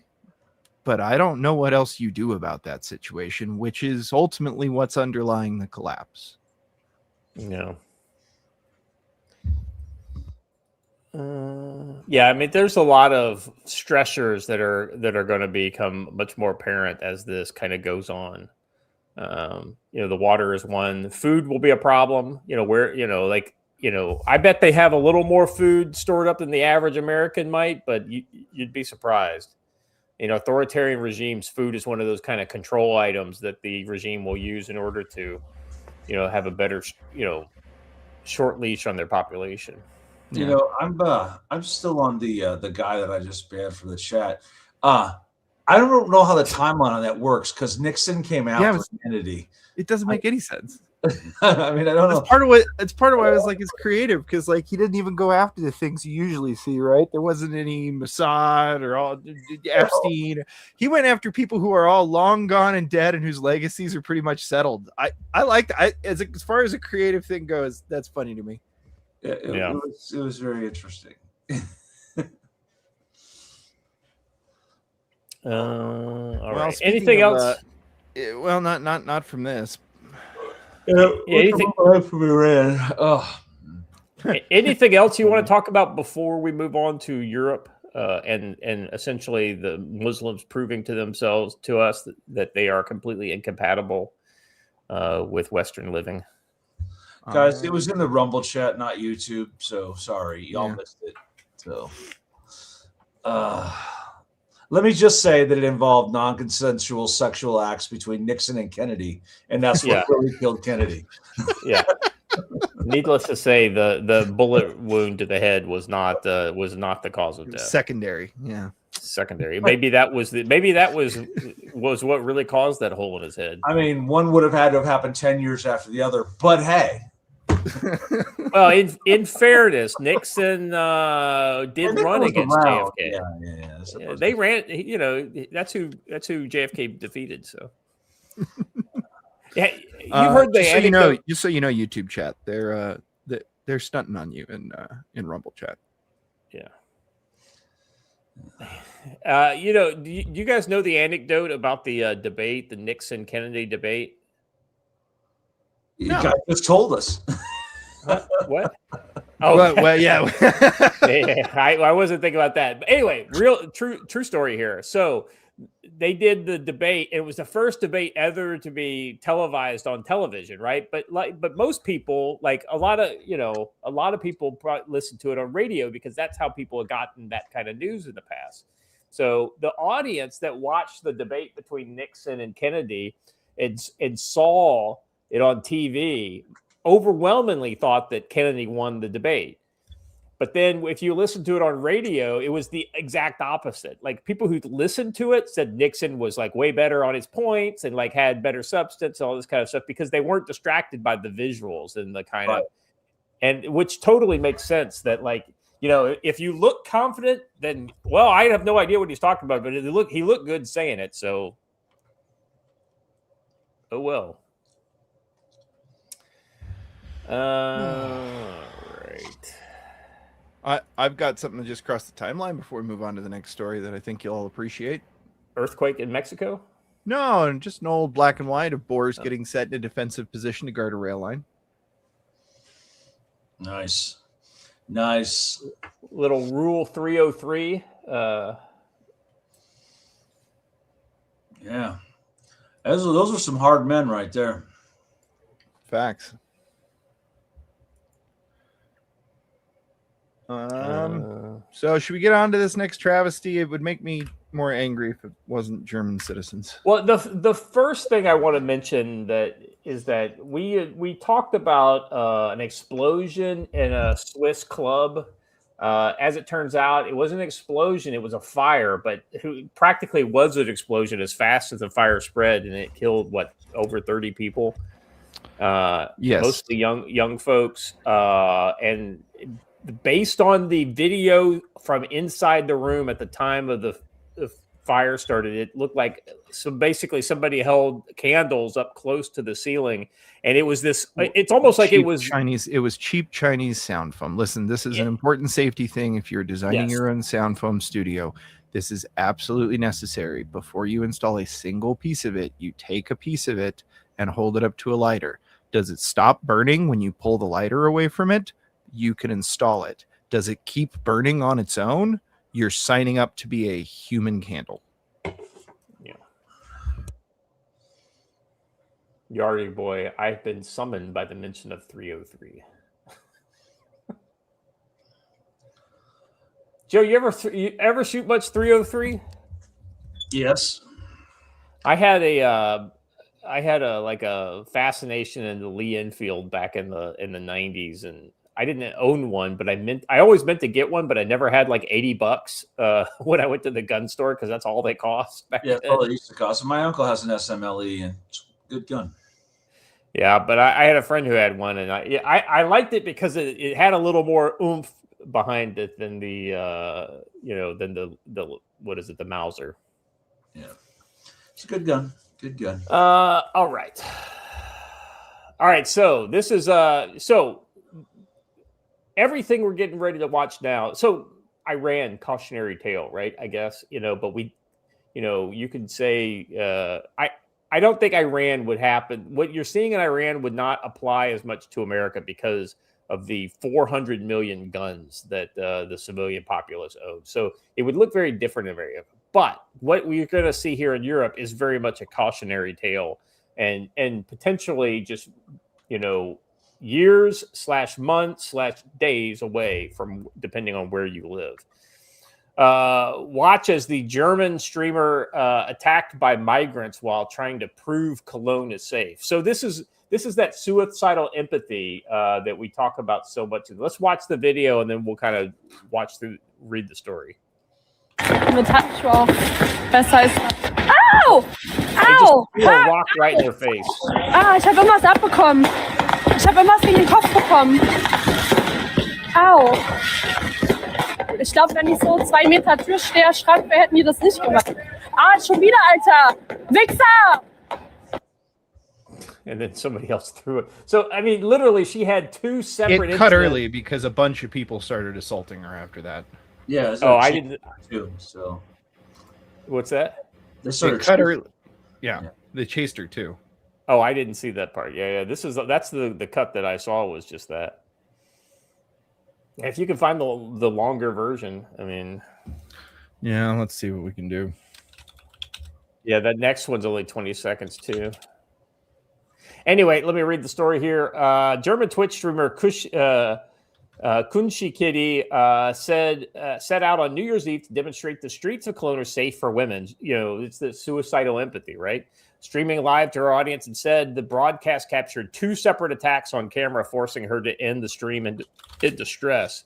The incident, which went viral, underscores the ongoing public safety crisis in Germany a decade after the infamous 2015 New Year's Eve mass assaults in the same city. Yeah. So this is the city, Cologne, where you had all those. There were 1,000 women were sexually assaulted. Now, they weren't raped, but they were definitely groped and other types of kind of sexual violence. In footage shared widely on. Many of them were the worst thing. In fact, no, 100%, but not all. Startling number of them. Yeah, not all of them, but yeah. In footage shared widely on social media, Kunshi Kitty, dressed in a bright pink outfit, is seen navigating the crowded streets during celebration. Fireworks explode in the background as groups of men approach her aggressively. One clip shows her being targeted with thrown objects, and another depicts physical harassment that leaves her visibly shaken. This event revives haunting memories of 2015-16 New Year's Eve assaults in Cologne, where over 1,200 women were reportedly being groped, robbed, and raped by groups of men, predominantly asylum seekers and migrants from North Africa and the Middle East. What? Wait a minute. Wait. Are you telling me that if you import a bunch of people from cultures that don't respect women, they still don't respect women? It's shocking, right, Joe? I just, I can't believe. I find it hard to believe. Rowan Court, thank you very much for the women. What's that? I said, who supports the immigration the most? Women. Women. That's exactly right. Gifted 5 subscriptions to Future Conflict. Thank you very much, Rowan Court. I thank you, and the chat thanks you. The fallout from those attacks exposed deep flaws in Germany's open-door migration policy under Angela Merkel, which saw over 1 million migrants enter the country in 2015 alone. The trend overwhelmed immigration efforts and fueled a spike in crime, with official data later confirming disproportionate involvement of foreign nationals in violent offenses. The situation has only worsened, with government figures revealing 135,000 crimes by Syrian suspects alone between 2015 and 2024. Violent crimes, including rapes, assaults, hit record highs in 2024, with 12,500 incidents involving Syrians. Similar patterns plague Western European nations. In Sweden, no-go zones. But okay, anyway, so this kind of gets into the more broad stuff. I want to get away from this kind of stuff specifically, and more to the just generalized, mayhem that was going on. So these next 2 clips are from Germany. Let's see here. We got I love some of the descriptions here. Rocket scientists in Berlin spill gasoline on the streets and set it alight. Meanwhile, leftists want to ban fireworks. I mean, why ban fireworks when you could just throw out gas? It's the fire part that they like, not the works part. Right. Yes, I like the rocket scientists. Yes, are the ones that are responsible for this. That kid right there is a future lawyer, and one next to him is a future doctor. That's right. Joe, they could be current lawyers and doctors. Well, they could be. Yeah. Anyway, this video is like 9 minutes long. Let's see. All right, go to about 3 minutes. 2 minutes, 30 minutes. You got the fire there. Spreading now.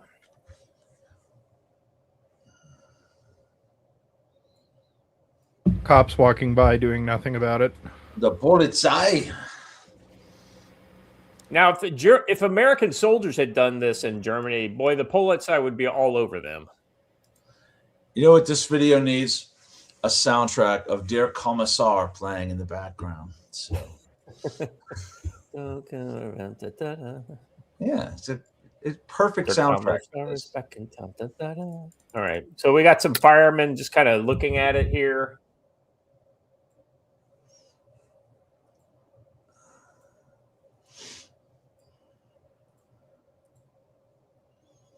So just a regular old night out in the town for some in Berlin. Let's see.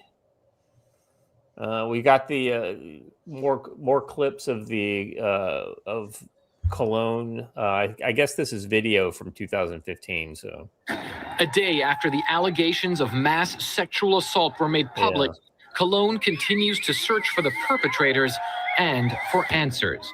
How could things get so out of hand? More victims are coming forward, describing their harrowing experiences.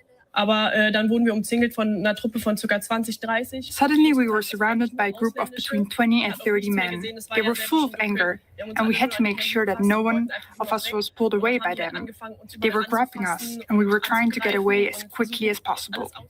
Police and witnesses continue to speak of a group of up to 1,000 men groping and often robbing women at Cologne's main railway station on New Year's Eve. More than 100 criminal complaints have already been filed. All right. Moving on to Belgium. Yes, let's move on to Belgium. Migrants on mopeds carry AK-47s through the streets of Brussels, Belgium. At what point will Europe learn that these people must urgently be deported? Mass migration is the Wait a minute. This is impossible. It is absolutely impossible because you can't own an AK-40. That actually looks like an AKMS, but what do I know? In Belgium, right? You can't own one there, so it has to be a fake video. It has to be AI and far right-wing propaganda. I'm just saying. Yeah. Well, Joe, here's my question. What's more likely, to have one in Belgium or to have one in Iran? Belgium. Right. Let's see. So, yes, people are keeping their right to keep and bear arms alive in Belgium. So this next one is more about just kind of like the appropriateness of of Northern African migrants in Western Europe. They commit arson to lure firemen into a trap. Then they get rocks thrown, Molotov cocktails, and fireworks thrown at them from roofs. Every single one of these migrants should be deported together with their whole family. Yeah, I totally agree. You basically have the moderate option. I mean, there's another solution, and it's just not that hard. Well, here's the thing: like, one person in your family does it, deport the whole family. Yeah, sorry, you clearly have failed at being a good Belgian. Or just like in Iran, you boost the crane rental business, right? Well, don't they have a FN like a 240 Bravo factory there somewhere in near Belgium? I'm just saying. Yeah, right. It's almost like that was designed to take care of this problem. All right. Let's see. Meanwhile, in Antwerp, Meanwhile, in Antwerp, Belgium, last night, gangs of Islamists ran riot across the city, shooting fireworks through people's windows, destroying shops, setting cars on fire. Yeah, so they basically are using fireworks as incendiary devices. That was not a firework right there. Yeah, that was like a gas bomb is what that was. Yeah, so they're setting it's Europe, you have to call it a petrol bomb. So yeah. So the reports in France are that over 1,200 cars were burned on New Year's night. And then in both Belgium and in the Netherlands, several buildings burned down, were caught fire this way through a combination of like Molotov cocktails and fireworks. People's apartments caught on fire. Like literally the mortar round goes into the apartment building and explodes inside the building, setting the building on fire, probably made with cheap Chinese sound dampening foam. They need to start treating these people firing these at buildings and occupied vehicles and occupied things as attempted murderers. Yeah. Yeah, 100%. Deadly force. Oh, that's a big one. Is that a playground? Oh, no, it's a... the next one. Yeah, the next one is somebody's house. Rowan Court. Part and parcel of living in a big city. Yes, let's quote Sadiq Khan, peace be upon him, right? That last petro bomb going off, the modus operandi of the street intifada is becoming increasingly violent. There are many other similar explosions. In fact, terrorist attacks modeled on drug mafia in various places in Antwerp are caused by detonating a few liters of gasoline in a large sealed bottle, jerry can, with Cobra 6 fireworks. This happened at least 10 locations. Cobra 6 fireworks, moreover, has the power of a hand grenade. By detonating gasoline with a Cobra 6, you create a firebomb with a great destructive power. Such IEDs are manufactured, organized, and deliberately used.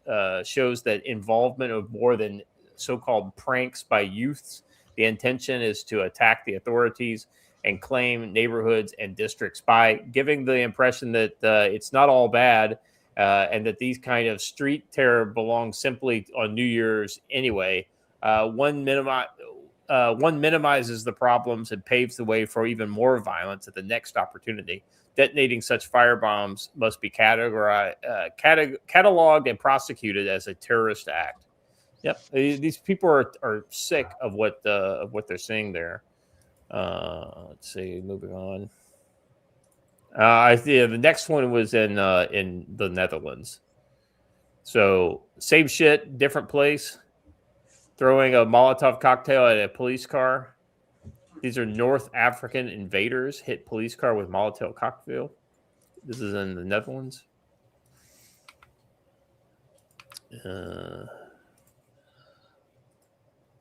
And then you've got so this is sad images of population replacement from Rotterdam during the New Year's Eve celebration. Many young people of foreign descent. Dutch people no longer feel at home in their own country. Look at, I mean, how many Dutch people do you see in this crowd? Looks more like Minneapolis than Holland. Oh, there's one white lady with her Middle Eastern husband.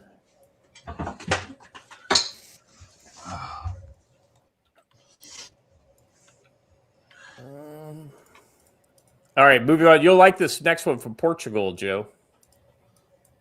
Everybody wants to bring out their collection.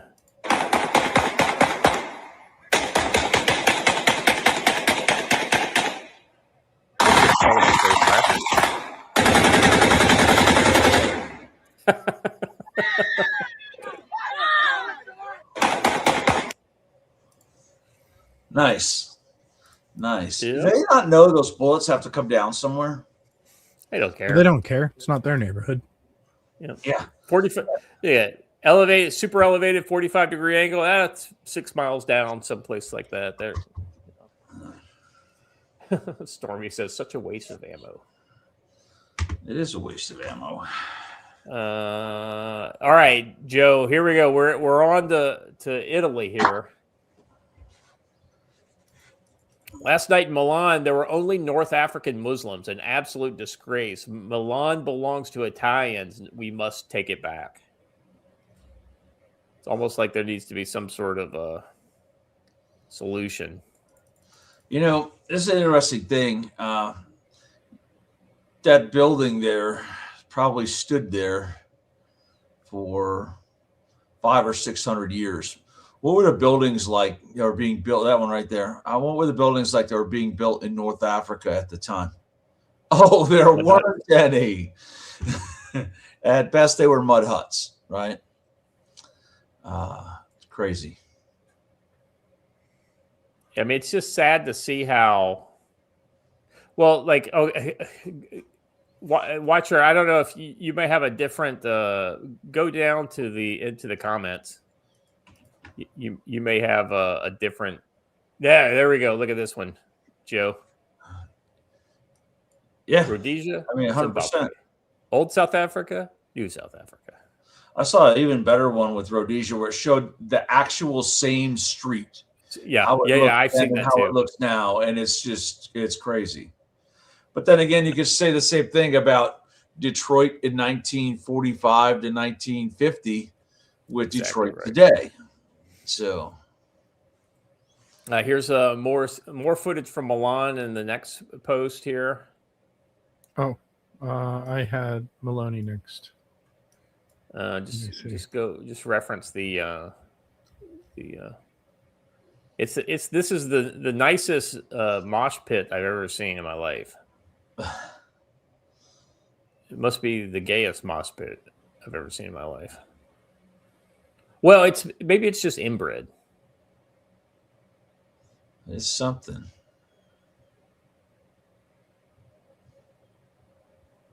So, yeah, I mean, literally, I can't see anybody who doesn't look like they aren't from the Middle East in that image. They're all Mediterranean peoples. It's okay. That's what they say. Not all Mediterraneans are made the same. Islamic migrants are purposely trying to make Florence unlivable for Christian families. So yeah, this next one's actually kind of. I mean, this is not just a lot of. This is another one I added. Watcher, I apologize. 600. Very well done.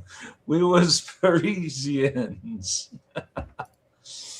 Reverend Hasman, you said it. I didn't.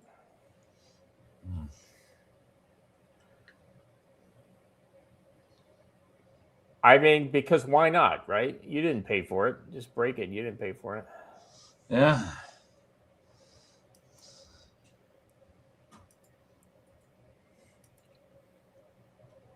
Let's see. And then we got the Italian Prime Minister Giorgia Meloni.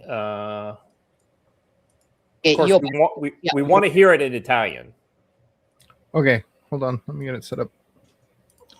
Io penso che ci sia un problema di compatibilità tra la cultura islamica o certa interpretazione della cultura islamica e i diritti e i valori della nostra civiltà. A me non sfugge che la gran parte dei centri culturali islamici in Italia sono finanziati dall'Arabia Saudita, e l'Arabia Saudita è una nazione che a casa sua applica la Sharia, e Sharia significa lapidazione per l'adulterio, pena di morte per apostasia, pena di morte per omosessualità. Credo che queste questioni vadano poste, che non vuol dire generalizzare sull'Islam, vuol dire porre il problema che c'è in atto un processo di islamizzazione dell'Europa che è molto distante dai valori della nostra. Io penso che ci sia. So I'm sure you guys all understood that, but if you didn't, let me translate. She says, I think there's a problem with compatibility between Islamic culture. Let's see, or certain interpretations of Islamic culture and the rights and values of our civilization.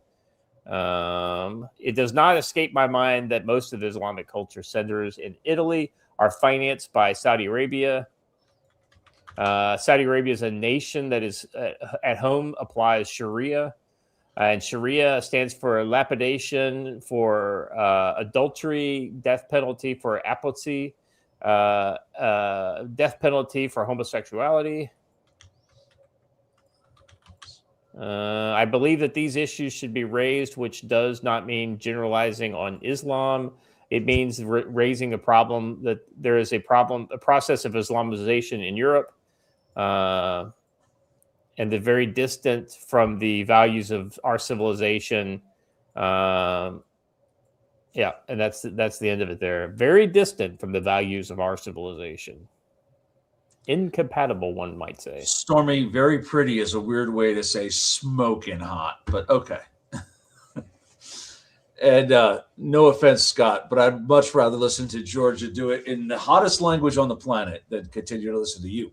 But I totally agree with you, my friend. I just had to, I had to serve the chat there. Let me just, I know if you're not doing it like Stormy, here she is on YouTube, and here she is on Rumble. So I'm just saying, that's how you do it.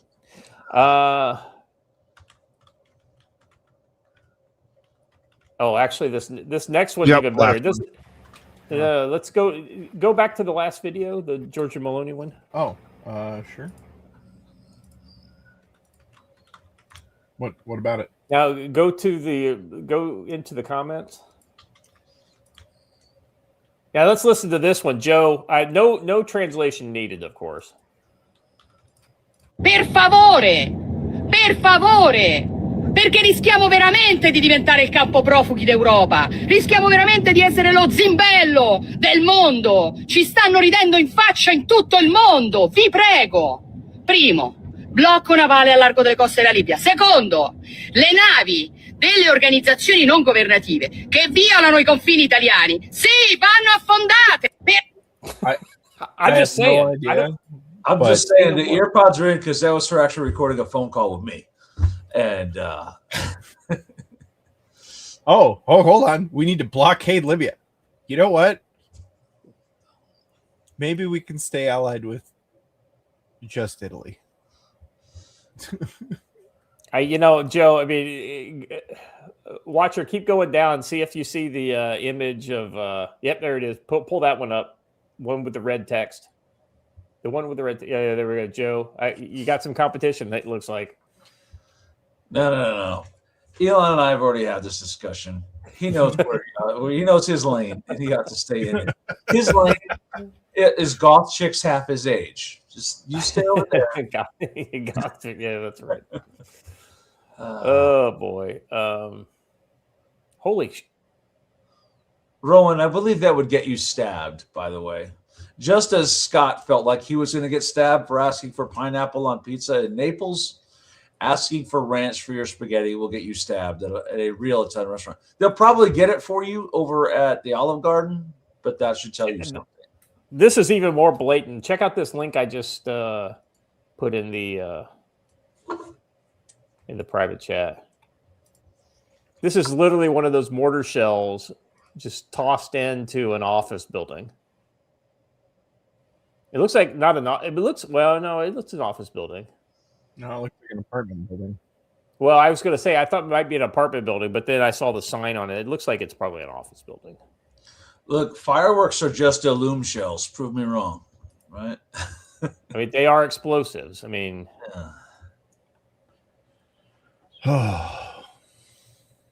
yep. Did you gentlemen see I have a new proposal for Europe? No. What's your new proposal? Well, here I'll let me grab it and put it on the screen. I am willing to concede the Euro trash. They're terrified and they want us for defense. And my thought is, we're going to bring back the old ways.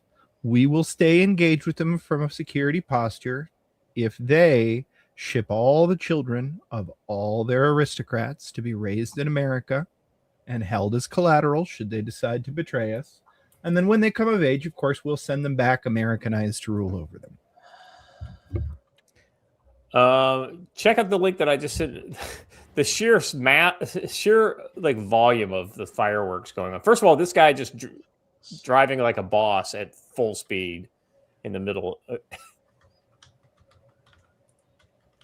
Look at that. That's crazy. Hey, Stormy, thanks for that tip. But if that chick does not speak rapid fire, angry Italian, don't care. What did she say? Wow, that is pretty wild. Whoa, hold on, Derna. We're not gonna put them in our schools. Listen, I'm not a monster.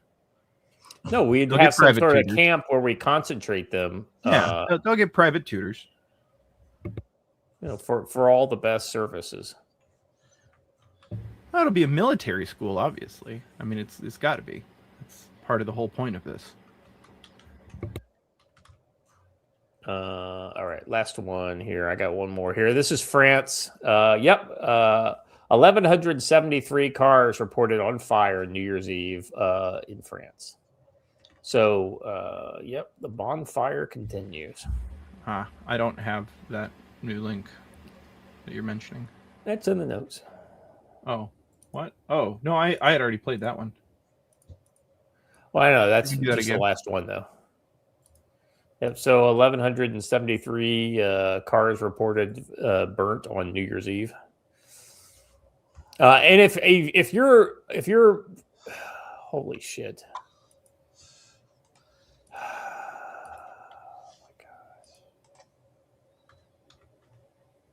Can I was getting ready to talk about just if your feed is anything like my feed, it's just full of like Iran and Europe stuff, right? So new stuff is coming out all the time.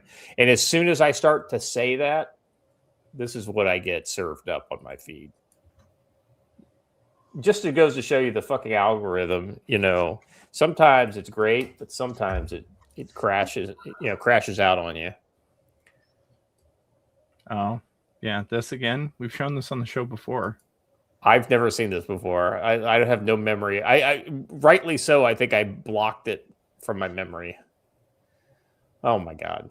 Actually, Hunch is a champion at this. He's won 3 regionals and gone to nationals once. So My feed is full of angry taxpayers and thirst traps. Yeah, I mean, all it takes is clicking on that one busty goth chick, and all of a sudden you're inundated with the next 48 hours of nothing but thirst traps with heavy eye makeup. Mine is mostly just people debating the cold logic of, well, maybe we just break the rules to put things back into place, right? Because then we can always put things back after. And almost nothing else.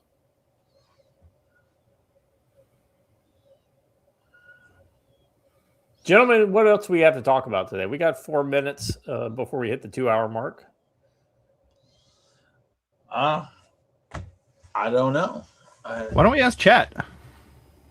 Chat, what you got?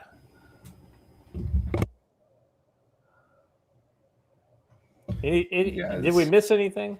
Anything interesting going on that we haven't been a part of today? Is there something you want us to look into for Monday? Yeah. What have we not served you up? The only big thing that's going on in the world that we really haven't done any kind of a deep dive on has been the stuff going on in Yemen, but yeah. I'm not super interested in that because, let's be honest, it's let them fight. Canadian Jews fleeing Canada for Tulsa. Well, there's that. I have heard about that. Well, I haven't heard about the Tulsa part though. Hold on. So I'll pull that up. I was sent a link for that. Although my chat's not working, so I might not be able to pull it. Let's see. Here we go. So, yeah. U.S.-based program offers exit strategy for Jews fleeing Canadian hate. Many Jews consider leaving Canada for Israel. Others are looking to the U.S., while Tulsa markets itself as a safe and close-knit option. Any Canadian Jew who's out there, I was just in Tulsa last year. I would disagree with. I would disagree. I think the exact same people you are running from are rife in Tulsa. But what do I know?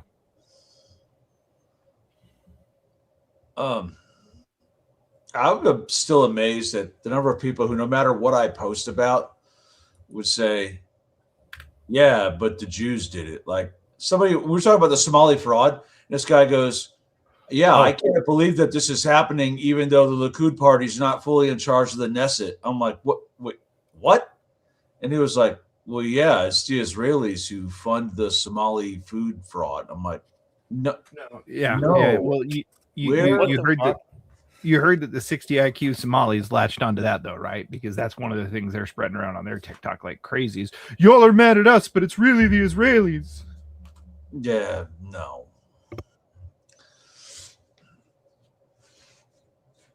I don't doubt that someone of that descent might have filled out the paperwork and showed them how to do it, but it's not an Israeli government program. Oh, wow. Well, we have evidence and names of that too, though. Those got passed to me, interestingly. I just said, "Hey, who's the woman in the background of this video?" And turns out. On 27 June 2022, a crane loading to 25 tons pressurized chemical storage container containing chlorine in the container ship at the port of Aqaba, Jordan. The crane's cable system failed. This accident caused 13 deaths and 265 injuries at the port. Man, chlorine gas is bad. This right here, though, this video, everyone is why in my community security apps course, I tell you to carry yellow smoke. You throw a yellow smoke into a crowd of people, they will part like the Red Sea. Especially in Iraq. We learned that in Iraq. Oh, yeah. Some of the guys need to keep their gas masks on and then throw the yellow smoke. Well, here's one we didn't cover, I guess. You guys did see the call for war, didn't you? Let me find it. Hold on. I saw that. Well, here. Oh, okay, here we go. So we'll watch the original video first, which is a little Somali TikToker talking about the whole situation. And people say like this is fake. I'm like, actually, well, let's look at. So apparently, what she's saying is, I wouldn't worry too much about him. He's about to die. Yeah. To which Musk said, Game. I honestly Planets think. war. I honestly think that violence is what's going to happen one way or the other. So you should be prepped for that. Well, I mean, the people who you think can't be touched by this violence, the ones with plenty of protection, i.e., Charlie Kirk, obviously can be touched. Like Elon would absolutely be one of those targets that I think would be on their list of like first up. And in a chaotic situation, don't expect that we're going to catch, the Lucky Lou or even have any idea who he is. Oh, I like that, Derna. Black Hawk Down, but Somalis surrounded by Rangers. What a great idea.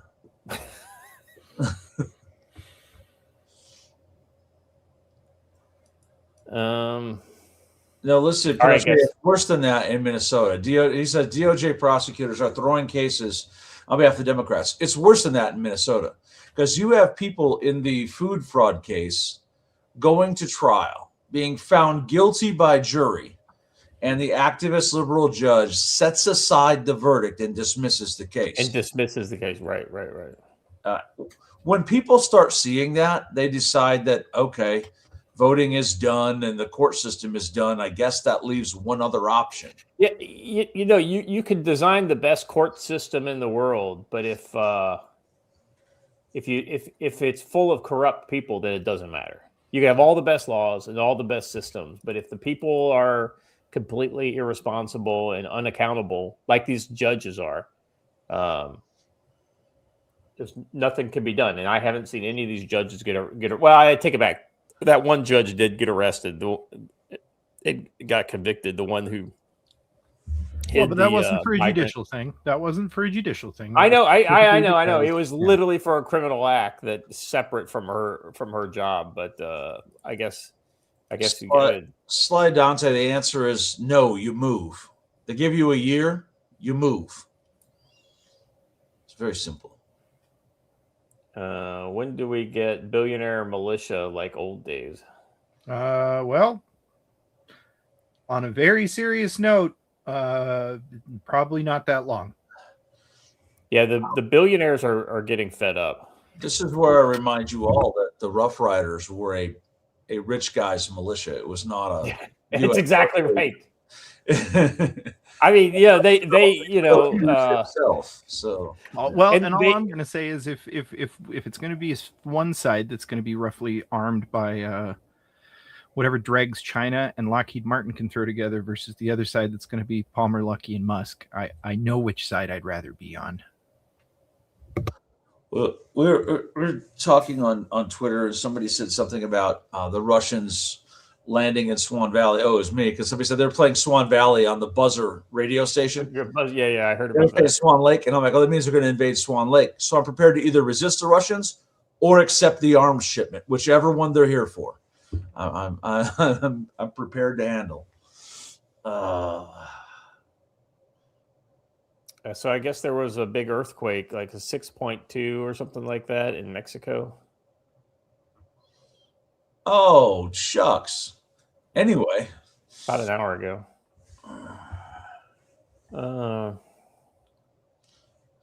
Holy shit. A little tofu dreg video. That's no good. Hey, Jay Bjornson, let me point out that I'm having like an almost exclusively Canadian convention next weekend. You should probably show up too.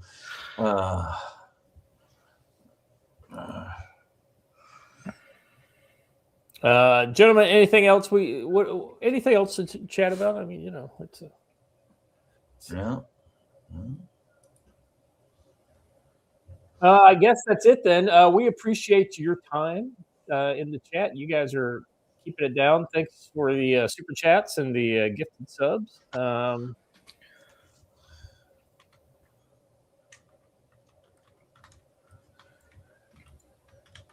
I'm sorry.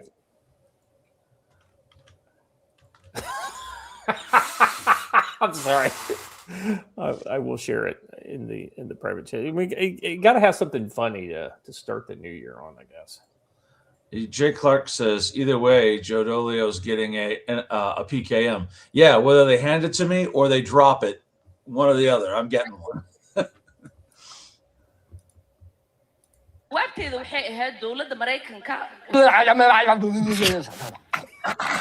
waxay ka qabanaysaa wixii annaga aan dhahno dowladda Mareykanka qabo waa wadankii gabar idinka dhalatayne ee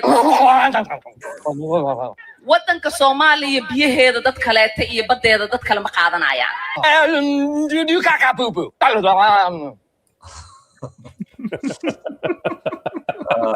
It's just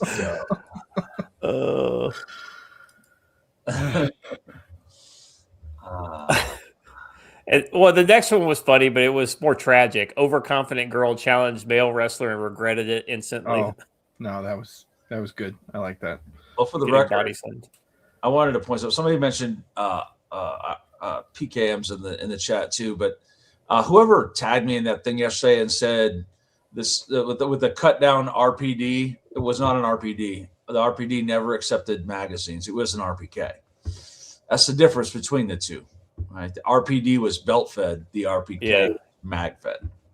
Yeah. Or is mag fed. So.